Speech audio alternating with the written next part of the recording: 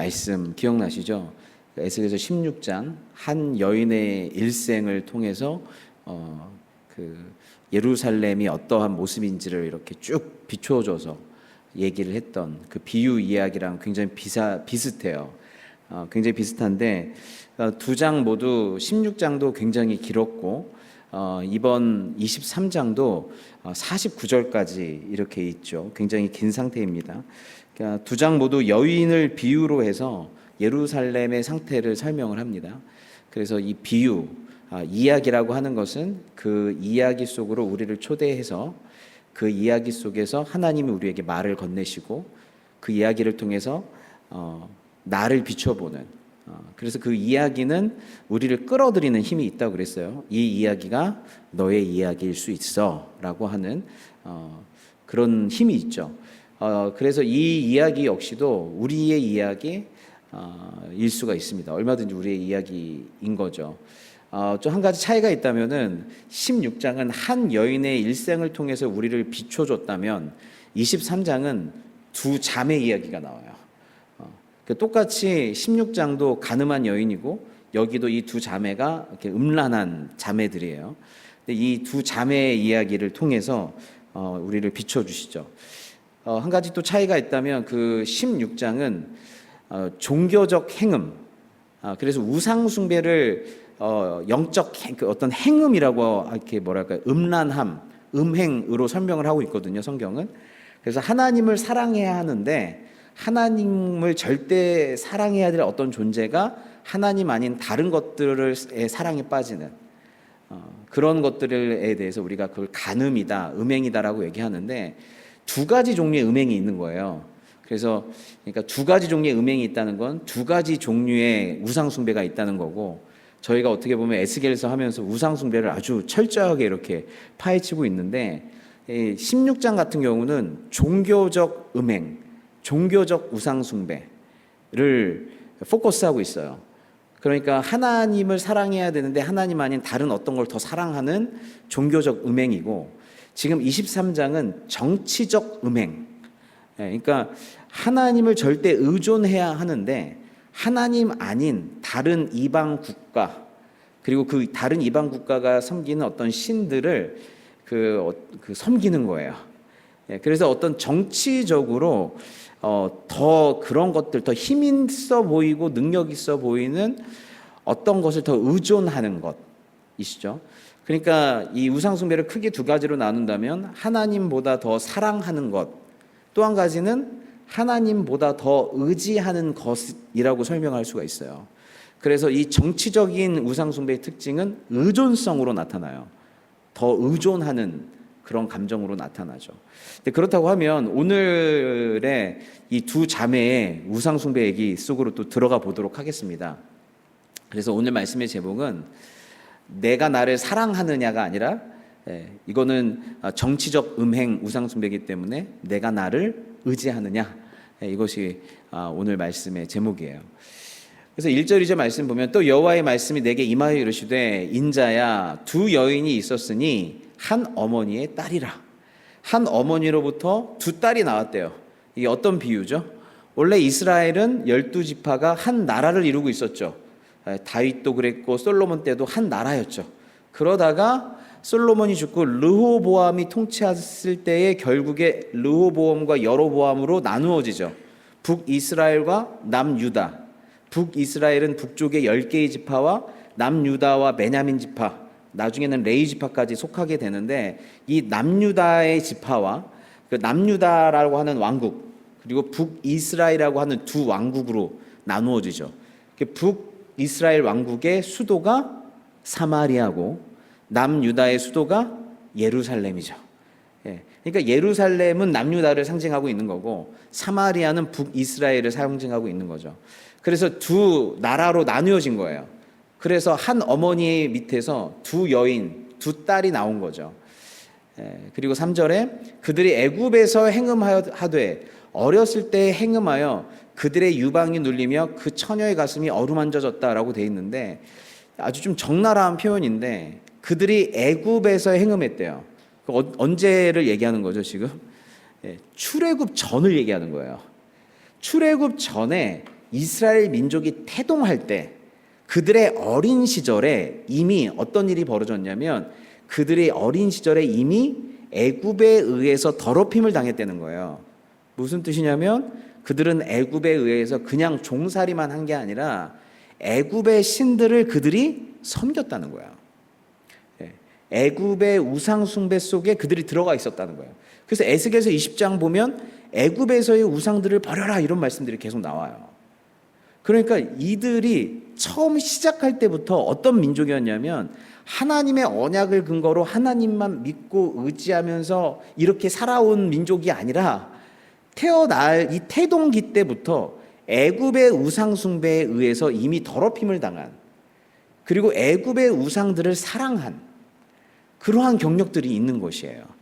그리고 그 마음을, 그 첫사랑을 버리지를 못해요. 애굽에 대한 첫사랑을 버리지를 못하는 것입니다.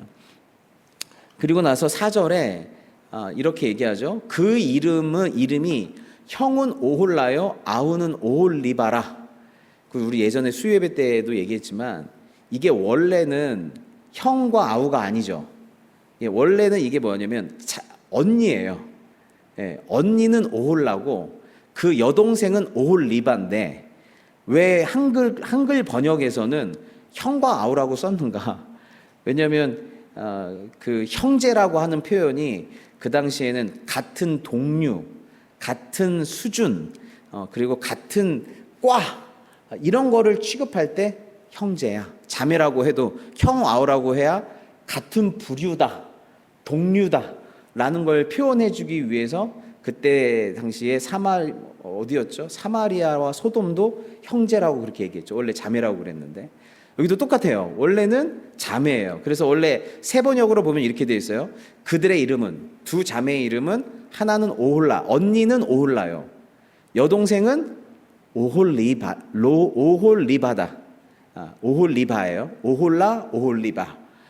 그들은 네 사람이 되어 나와의 사이에서 아들, 딸을 낳았다. 사마리아와 예루살렘, 북왕국과 그 남유다 이런 거죠.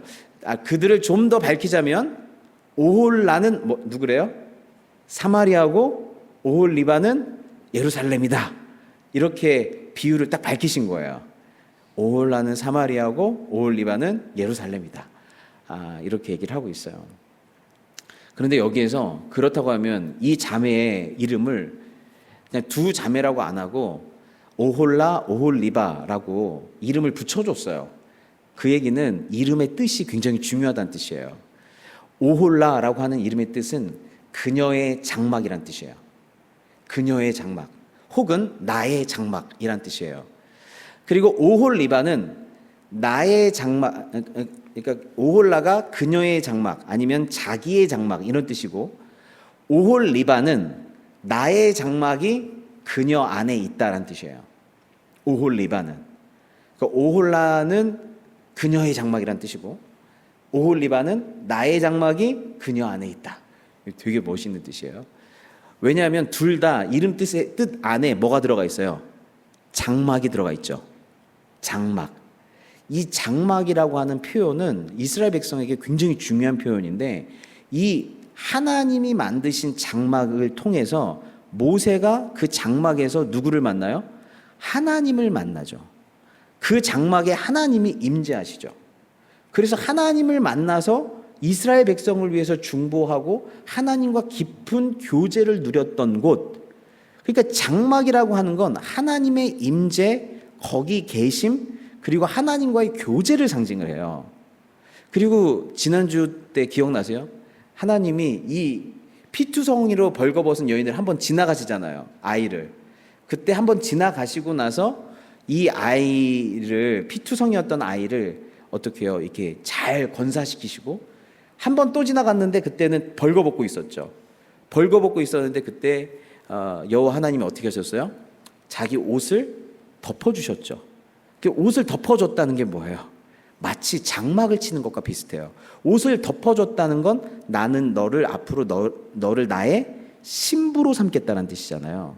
그래서 이 장막이라고 하는 이 표현 자체가 신부로 삼는 것, 결혼의 은유와 굉장히 일맥상통하게 연결되어 있어요. 그러니까 이 장막이라고 하는 건 뭐냐면 결국 오홀라도 장막, 오홀리바도 장막이잖아요.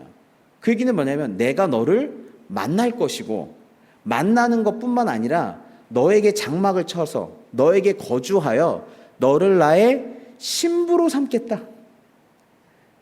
네. 라고 하는 것이에요. 그러니까 신부로 삼았기 때문에 그냥 여자친구로 삼는 게 아니에요.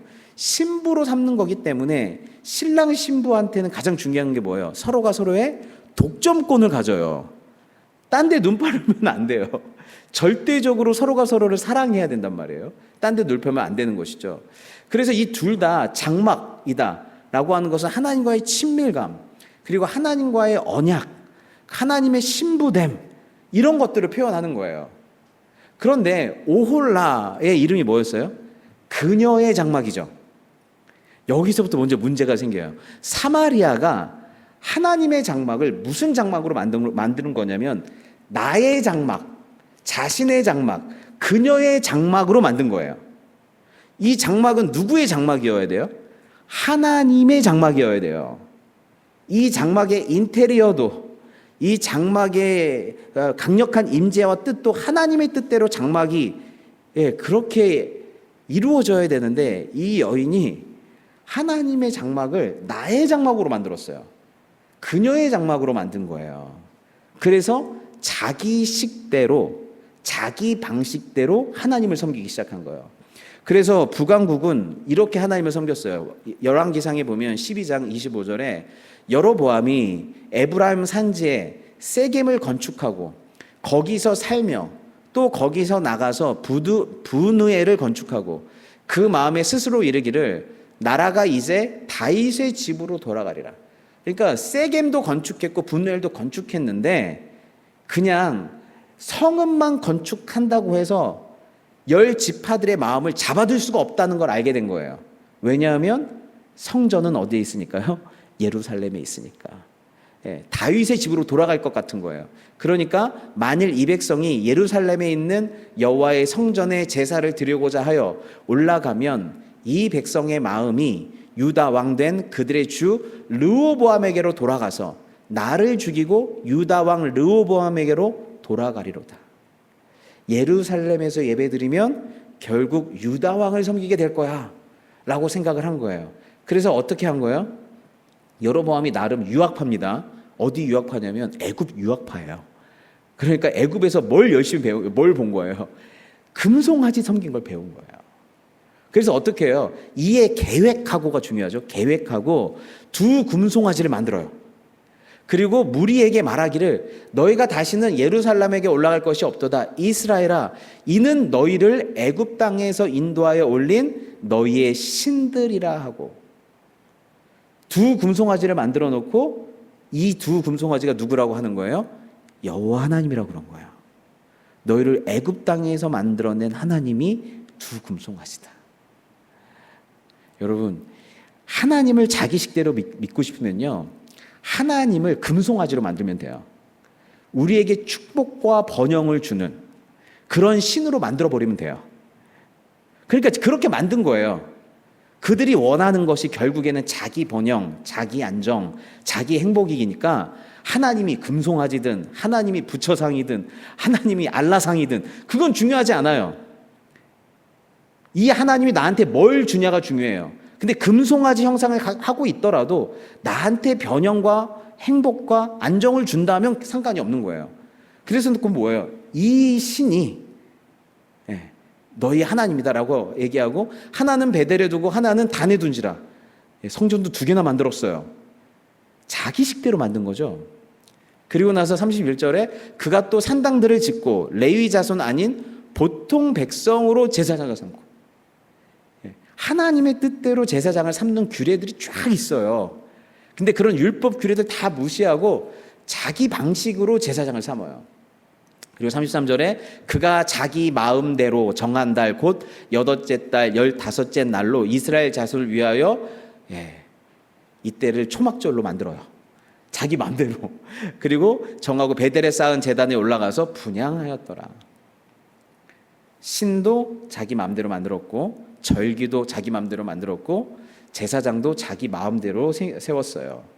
이게 뭐예요? 오홀라가 하나님을 섬기는 방식이었어요. 그녀에게는 장막이 있었어요. 근데 그걸 어떤 장막으로 만들었어요? 그녀의 장막, 나의 장막. 하나님을 자기 방식대로 섬기는 거예요. 예. 하나님을 자기 방식대로 섬기는 거예요. 여러분, 우리는 이런 게 있는데요. 이게 사실은 오홀라와 같은 신앙생활을 지금 굉장히 많이 하고 있어요. 그걸 뭐라고 하냐면 유사 크리스찬이라고 그래요. 크리스찬 같은데 시밀러한데 어떤 거냐면 하나님을 믿는데 사랑의 하나님만 믿어요. 하나님을 믿지만 천국은 믿지만 지옥은 안 믿어요. 사랑의 하나님이 지옥을 만들었을 리 없다. 죽으면 누군가가 영원히 지옥에 갈 일이 없다. 그래서 우리가 갖고 있는 진리 중에 내 마음이 편하고 내 마음이 납득이 되고 내가 수용할 만한 것, 하나님은 우리를 도우시면 결국 내가 다 해야 한다. 그러니까 하나님에 대해서 어떻게 해요? 진리가 너희를 자유케 해야 되는데 그게 아니라 뭐예요? 방종이 있는 거예요.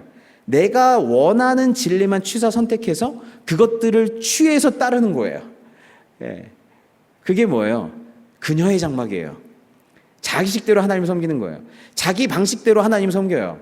예. 그래서 중요한 거, 예를 들면 11조 중요해요. 그런데 11조 하는 거 마음이 불편해. 그럼 어떻게 해요? 얼마든지 11조는 주일 성수, 예, 어떨 때는 우리 옛날에 어때요? 정말 철저하게 말씀대로 신앙생활 하려고 얼마나 노력했어요? 예. 그런데 이제는 뭐예요? 다 자기 편리대로 신앙생활 하려고 그래요. 옛날에는 하나님께서 주신 직분과 하나님께서 주신 어떤 것들에 대해서 정말 사명을 감당하려고 다 그랬는데 이제는 그게 나한테 조금이라도 불편하면 아무도 안 하려고 그래요. 자기 편한 대로 신앙생활을 하려고 그래요. 이게 뭐예요? 오홀라의 신앙생활이에요. 그리고 자기의 왕권을 유지하기 위해서 이렇게 다 바꿨잖아요.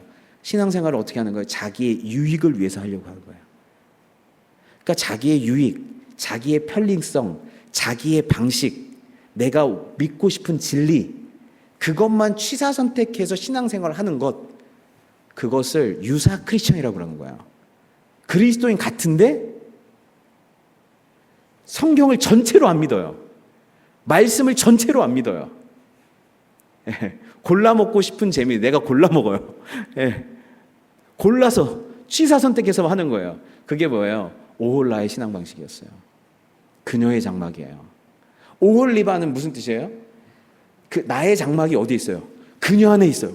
진짜 얼마나 아름다운 이름이에요. 그런데 아이러니하게도 이 이름이 가장 추악한 이름이에요. 하나님의 장막이 그녀 안에 있어요. 예루살렘 성전이 예루살렘 안에 있어요. 그렇다고 하면 하나님의 장막이 그녀의 안에 있으면 그 하나님의 장막에 남편 대신 하나님이 거하셔야 되죠. 근데 하나님의 장막이 그녀 안에 있는데 그녀 안에 하나님을 초대한 게 아니라 누구를 모시는 거예요? 자꾸 우상들을 초대하는 거예요. 그러니까 그녀의 장막 안에 하나님의 장막이, 하나님의 안방이 있는데 그 안방을 누가 계속 차지하고 있어요? 다른 우상이 차지하고 있는 거예요. 그러니까 어떻게 돼요? 예, 더 추악한 이름이에요. 예, 더 추악한 이름이 돼버린 거예요. 그래서 그러면서 이제 저희가 조금 더 보겠습니다. 이 오홀라의 죄보다 나중에 오홀리바의 죄가 더 큰데, 오홀라, 사마리아의 죄를 조금 더 살펴보겠습니다. 5절에 오홀라가 내게 속하였을 때에 행음하여 라고 되어 있어요. 사마리아는 북왕국은 210년 동안 19명의 왕이 있는 동안 단 한 번도 우상 숭배를 멈춘 적이 없어요. 남유다는 몇 번의 종교개혁도 있었고 하나님을 경외하는 왕들이 좀 있었는데 북이스라엘, 오홀라, 사마리아는 단 한 번도 행음을 멈춘 적이 없어요. 행음하여 그가 연애하는 자 곧 그의 아수르 사람들을 사모하였더니, 근데 특별히 아수르 때 굉장히 의존적이었어요. 왜냐하면 아수르를 섬겼던 이유 중에 하나가 뭐냐면 6절에 보면 이게 중요합니다. 그들은 다 자색 옷을 입은 고관과 감독이요 준수한 청년이요 말 타는 자들이라 그래요. 아수르 사람들을 딱 봤더니 이 사람들이 어떻게 보였다고 그래요? 자색 옷을 입은 고관과 감독으로 보였대요. 그 당시에는 염색한 옷을 입는 것, 염료로 이렇게 색깔 있는 옷을 입는 것 자체가 엄청난 부유의 상징이었어요. 그 특별히 자색을 만들려고 하면 뭐 어디 바닷가에 가서 무슨 조개로부터 뭘 채취해야 되고 뭐 그런데요. 예, 제가 정확히는 안 알아봤는데, 그러니까 자색을 만들려고 하면 굉장히 어려워요. 그러니까 자색 옷을 입으려면 왕이거나 고위층이거나 귀족이어야 돼요. 그러니까 진짜 자색 옷을 입으면 진짜 그야말로 정말 뽀대가 나는 거예요. 근데 이 아수르 사람들이 어떤 모습이었어요? 자색 옷을 입은 사람처럼 권력과 부가 있어 보였어요. 준수한 청년, 겹보기에 너무 준수해서 너무 매력적이었어요. 아수르 사람들이. 그리고 거기에 청년이 얼마나 혈기왕성해요. 예, 너무 준수한데 청년이야. 예, 그러니까 너무 매력적이어서 이 준수한 청년과 사귀고 싶은 마음, 이 준수한 청년과 사랑에 빠지고 싶은 마음이 생기는 거예요. 그리고 그들이 뭘 타고 있어요? 말을 타고 있어요. 예, 그 당시에 아수르의 기병은요 정말 무서웠어요. 아수르의 기병은 정말 잔인하기로도 유명했고 무섭기로도 유명해서 이 군사력이 어마어마한 거예요. 그러니까 지금 뭘 보여주고 있는 거냐면, 자색 옷을 입었다라고 하는 건 아수르의 경제력을 보여주는 거고, 준수한 청년, 매력적인 청년이라고 하는 건 아수르가 갖고 있는 문화적인 힘, 쾌락을 줄 수 있는 문화적 힘을 보여주는 거고, 말 타는 자들이라고 하는 건 그들의 군사력을 보여주는 거예요. 그러니까 그들이 갖고 있는 힘이, 군사력과 경제력과 그들이 갖고 있는 이 문화적인 힘이 너무 압도적이었던 거예요. 그러니까 어떻게 해요? 사랑에 빠지고 싶은 거예요. 예, 그러면서 7절에 그가 아수르 사람들 가운데 잘생긴 그 모든 자들과 행음했대요. 아수르 사람들 가운데에서 매력적인 것, 정말 보기에 흠모할 만한 것은 다 어떻게 해요? 다 수용했다는 뜻이에요. 그것들이 하나님 앞에서 옳은가 옳지 않은가를 분간하지도 않고, 그 안에 수없는 우상숭배적 요소들이 많이 있었음에도 불구하고 그냥 보기에 멋있으면 다 수용했다는 뜻이에요. 누구를 연애하든 그들의 모든 우상으로 자기를 더럽혔다라고 얘기를 하고 있습니다. 그러면서 8절에 그가 젊었을 때 애굽 사람과 동침함에, 왜 갑자기 8절 이렇게 나오냐면요, 그들의 모든 우상으로 자기를 더럽혔어요. 그런데 어떻게 봤더니 아수르 사람이 너무 포악해요. 너무 잔인해요. 너무 억압적이에요. 진짜 자기들을 그들과 연애를 해봤더니 이렇게 폭력적일 수가 없어. 그래서 막 목을 조르고 돈을 내놓으라 그러고 세금을 더 많이 바치라 그러고 조공을 더 바치라 그러고 내 말 안 들으면 가만히 안 두겠다고 그러고, 그러면서 이 목을 막 흔드는 거예요. 그리고 나서 사마리아 이 북왕국을 너무너무 힘들게 하니까 어떻게 해요? 다시 갈아탄 거예요. 사마리아가 누구로? 안 되겠다. 아수르는 나를 더럽히고 나를 힘들게 하는구나 라고 해서 원래 사랑했던 사람한테 가자. 누구였어요? 원래 사랑했던 사람. 애굽으로 가는 거예요. 애굽. 그가 젊었을 때 애굽 사람과 동침함에 그 처녀의 가슴에 어루만져졌으며 그의 몸에 음란을 쏘금 당한 바 되었더니 그가 그때부터 행음을 맞이 아니하였느니라. 애굽 사람한테 가기 시작한 것이죠.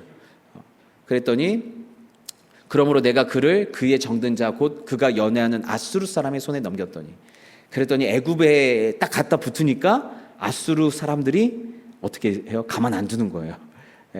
내 거를 안 뺏겨요. 우상을 섬기는 자들을 안 뺏겨요.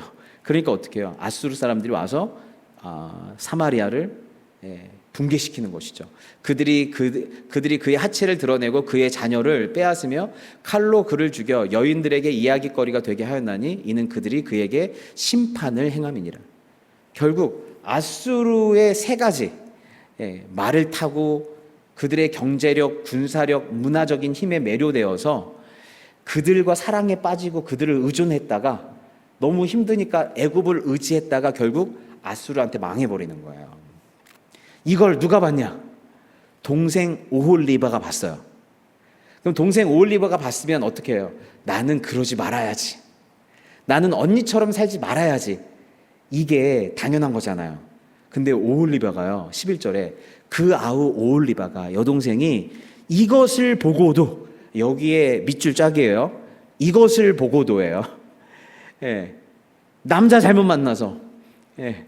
눈에 보이는 그냥 허우대 멀쩡하고 막 힘 있고 돈 있는 남자에 그냥 빠져가지고 하나님 버리고 나서 그런 남자한테 바람 나가지고 망하는 꼴을 보고, 또 애굽한테 가서 또 망하는 꼴을 보고도 그의 언니보다 음욕이 더하여 그의 형의, 그의 언니의 간음보다 그 간음이 더 심함으로 그의 언니, 그의 형보다 더 부패하여졌대요.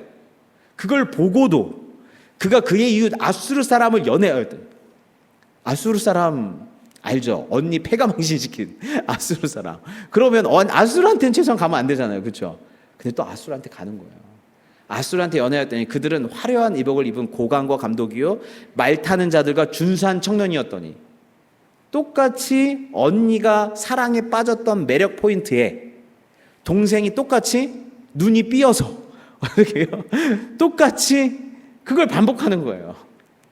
여러분 살면서 이런 경험 한 적이 있죠. 그래서 내가 내 눈을 치고 싶다. 내가 이런 남는 사람 만나서 이렇게 고생했는데 그 다음 사람을 또 만났는데 또 똑같은 사람 만나. 내 동생이 이런 사람 만나가지고 이렇게 고생해갖고 다음에는 정말 재정 괜찮은 사람 만나라고 했는데 또 똑같은 인간을 만나. 그러면은 동생의 머리를 뽑고 싶다. 그렇잖아요. 안 그러? 다들 가정이 좋으셨던 것 같아요. 저는 그런 거다. 저는 경험이 있어요. 예. 어쩜 그렇게 이 눈이 안 바뀌나 몰라요. 보는 수준이. 그러니까 오홀라가 봤던 거를 오홀리바가 똑같이 보고 아수르와 또 사랑에 빠진 거예요. 그리고 나서 13절에 그 두 여인이 한 길로 행함으로 그도 더러워졌음을 내가 보았노라.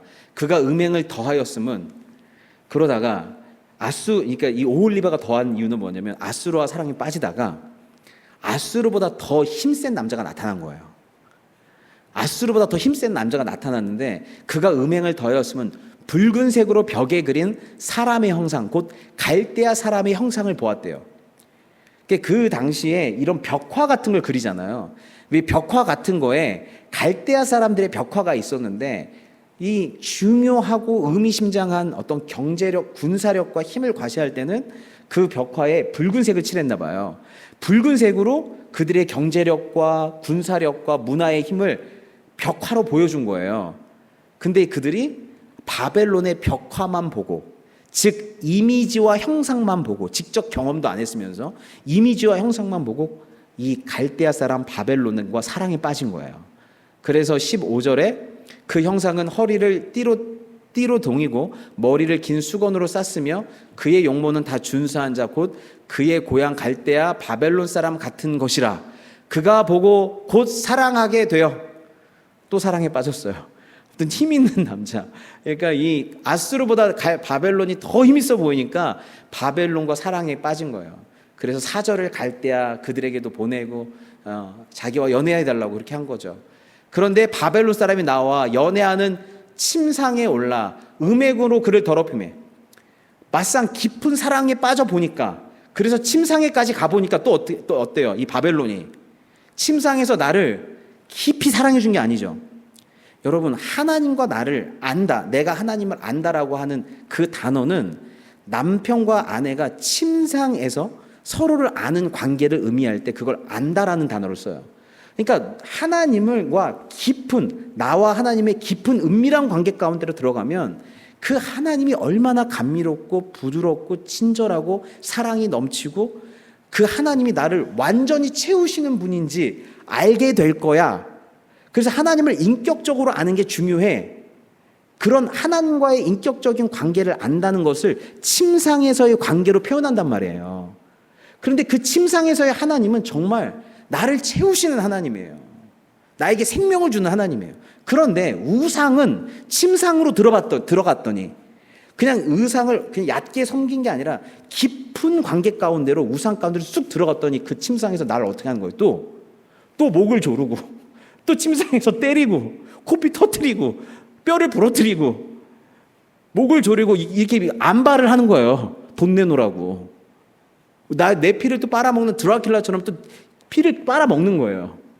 그러니까 어떻게 해요?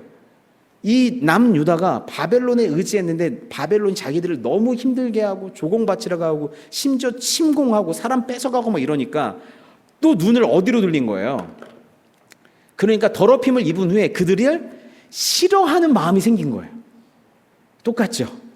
사마리아도 아수르 의지하다가 아수르를 막상 깊이 들어가 보니까 우상한테 완전 뒤인 거야. 그래서 어떻게 해요? 애굽으로 갔죠. 이번에도 아수르 사랑하다가 바벨론 사랑하다 보니까 바벨론의 침상에 들어갔더니 바벨론이 자기 목 조르고 난리가 난 거야. 그러니까 어떻게 해요? 이 오홀리바가 이제는 하나님께로 돌아가야 되잖아요. 근데 언니랑 똑같이 어디로 돌아갔을까요? 언니랑 똑같이 어디로? 애굽으로. 네.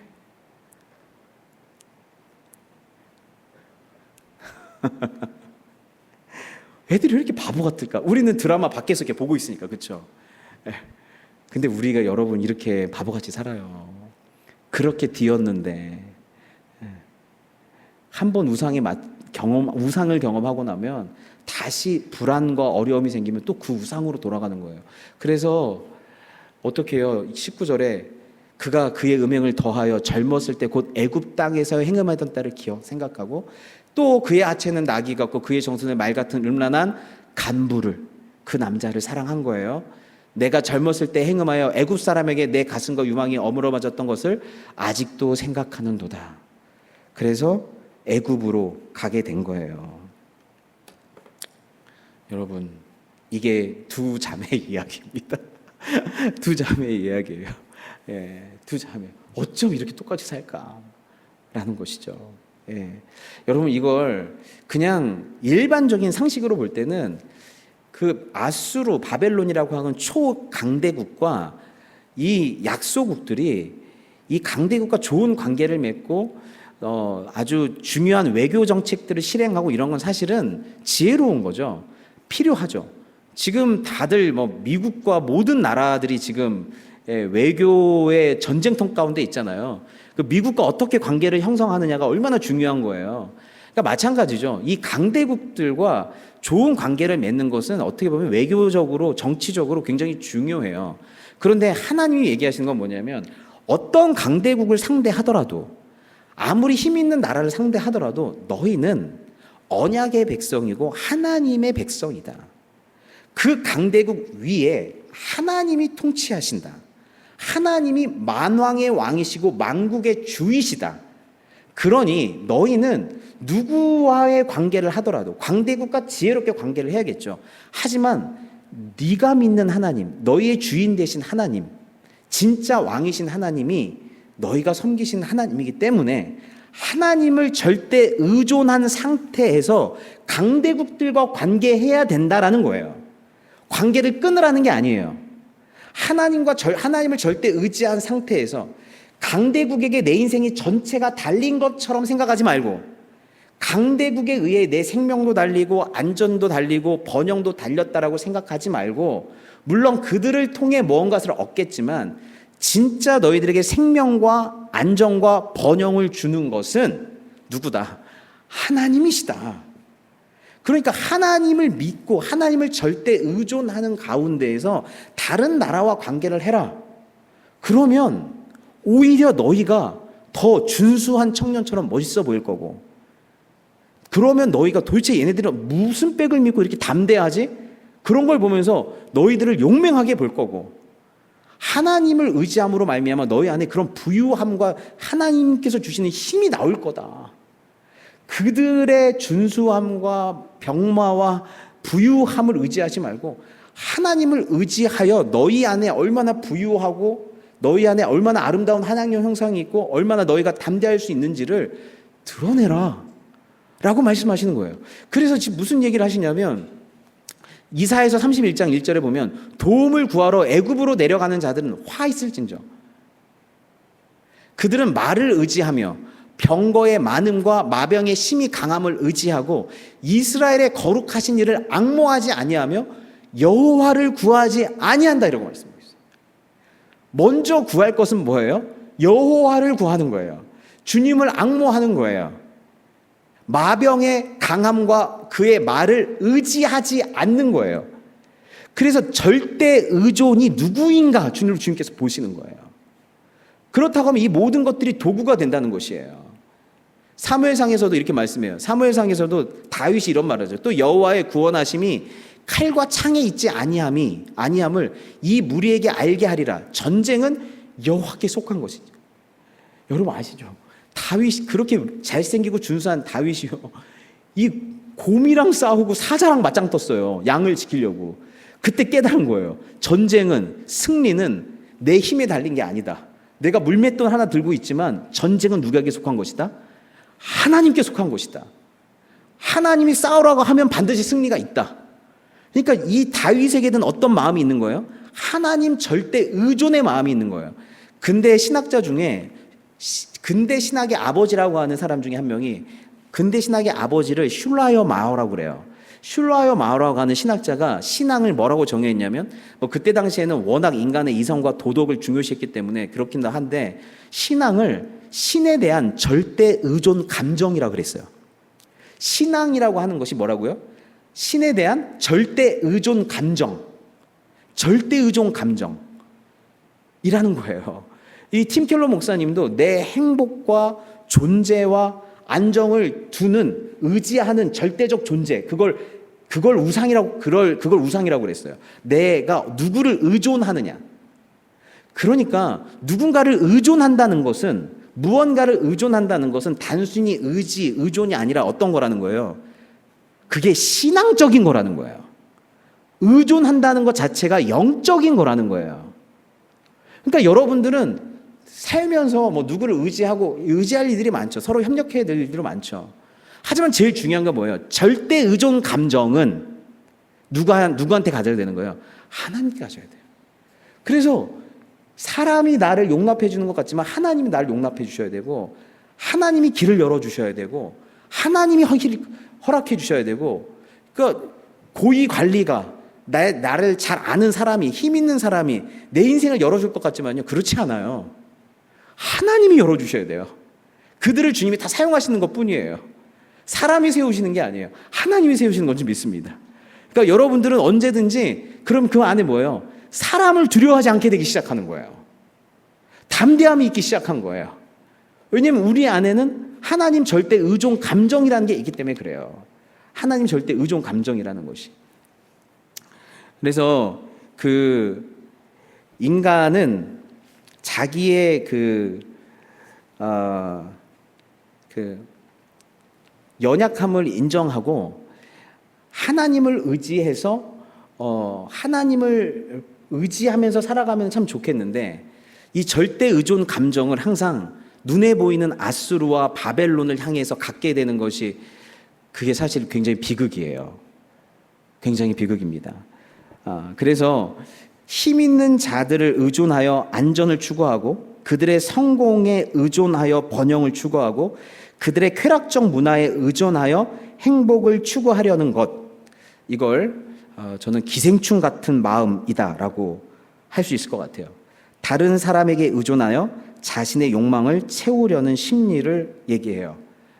기생충 같은 마음, 다른 사람을 의존하여, 바벨론을 의지하고 이런 것들을 의존하여서 자기의 쾌락을 채우려고 하는 것이라고 할 수 있습니다. 그러니까 우상숭배가 두 가지가 있다고 그랬죠. 한 가지는 종교적 우상숭배가 있고, 두 번째는 정치적 우상숭배가 있어요. 그 종교적 우상숭배는 내가 바벨론이 되고 싶은 거예요. 내가 아수르가 되고 싶은 거예요. 내가 하나님처럼 되고 싶은 거예요. 내가 하나님처럼 되고 싶고 힘 있는 자 아수르 바벨론이 되고 싶어서 돈을 의지하고, 성공을 의지하고, 야망과 성공과 권력과 사랑을 추구하는 것, 내가 하나님 되려고. 그것이 종교적 우상숭배라고 하면, 정치적 우상숭배는 좀 더 똑똑해요. 뭐냐면 가만히 봤더니 내가 하나님이 될 수가 없어. 내가 바벨론이 될 수가 없어.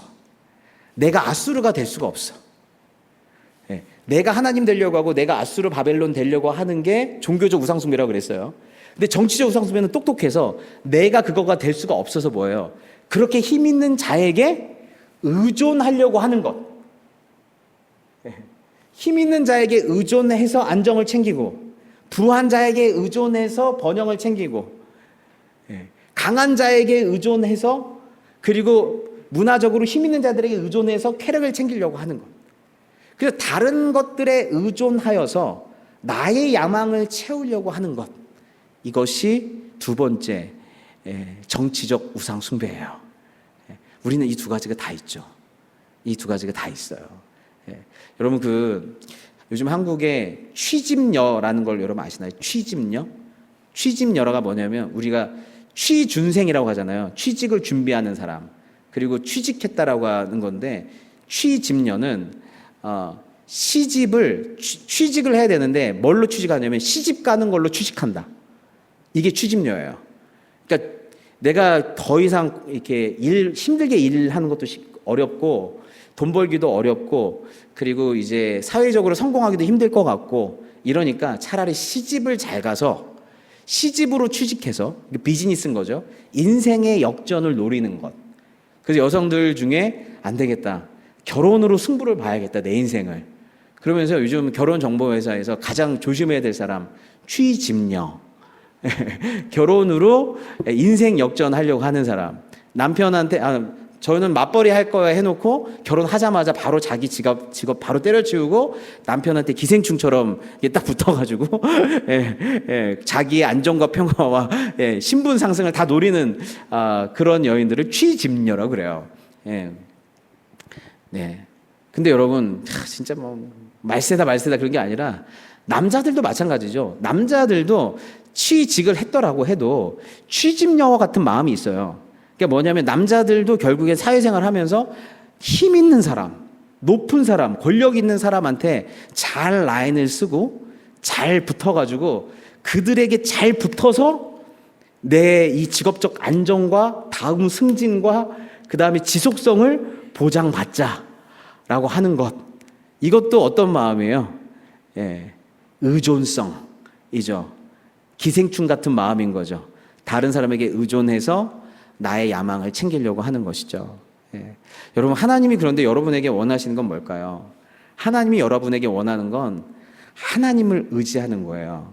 하나님을 위하여 하나님을 의지하는 거예요. 그러니까 나를 위하여 하나님을 또 의지하게 되면 또 나는 어떻게, 나도 모르게 기생충처럼 하나님 내 성공을 위해서 좀 도와주세요, 이렇게 돼버릴 수가 있어요. 그런데 중요한 건 뭐냐면 우리의 신앙이라고 하는 것이 아름답고 탁월한 이유는 뭐냐면 우리는 하나님을 사랑하여 하나님을 의지해요. 하나님을 위해 하나님을 의지해요. 여러분, 이게 놀라운 마음이에요. 그래서 하나님께서 에스겔에게 내가 너희한테 새로운 말씀을 줄 건데, 내가 너희를 에스겔 가운데서 이런 회복을 주시는데, 내가 너희를 여러 나라 가운데서 인도하여 내고 여러 민족 가운데서 모아내리고 고국 땅에 들어가서 맑은 물을 너희에게 뿌려서 너희로 정결하게 하되, 곧 너희 모든 더러운 것에서와 모든 우상 숭배에서. 제일 먼저 우리가 회복되려면 뭐부터 없어져야 돼요? 우상부터 깨져야 되는 거예요. 내가 절대 의존하는 것, 내가 하나님보다 더 사랑하는 것들이 깨지기 시작하는 거예요. 그러면서 어떻게 해요? 새 영을 너희 속에 두고 새 마음을 너희 가운데 주되, 너희 육신에서 부드러운 마음을 굳은 마음을 제거하고 부드러운 마음을 줄 것이며, 또 내 영을 너희 속에 두어 너희로 내 율례를 행하게 할 거라고 하는 거예요. 하나님의 뜻을 행하는 거예요. 근데 어떤 마음으로 행하는 거예요? 이렇게 행하면 나한테 복 주겠지? 이렇게 하면 내 안전이 보장되겠지? 나를 위해서 하나님의 뜻을 행하는 게 아니라 하나님을 위해서 하나님의 뜻을 행하는 거예요. 하나님의 영광을 위해서 하나님의 뜻을 행하는 거예요. 그분의 나라와 의를 위해서 하나님의 뜻을 행하는 거예요. 하나님의 영광을 위해서 하나님의 뜻을 행하는 거예요. 하나님의 교회를 위해서 하나님의 뜻을 행하는 거예요. 하나님의 형상이 나한테 나타나기 위하여 하나님을 의지하고, 하나님 나라를 위하여 하나님을 의지하고, 하나님의 영광을 위하여 하나님을 의지하는 일들이 벌어지는 거예요. 하나님을 위해 하나님을 의지하는 일들이 벌어지는 것, 그게 뭐예요? 새 마음을 가지고 하나님 말씀대로 살아가는 거예요. 그래서 여러분이 갖고 있는 절대 의존성이 하나님을 향한 사랑과 하나님을 목적으로 하여서 하나님을 의지하는 그러한 저와 여러분이 되기를 간절히 바랍니다. 아멘. 네, 오늘 좀 길어졌어요. 우리 같이 기도하도록 하겠습니다.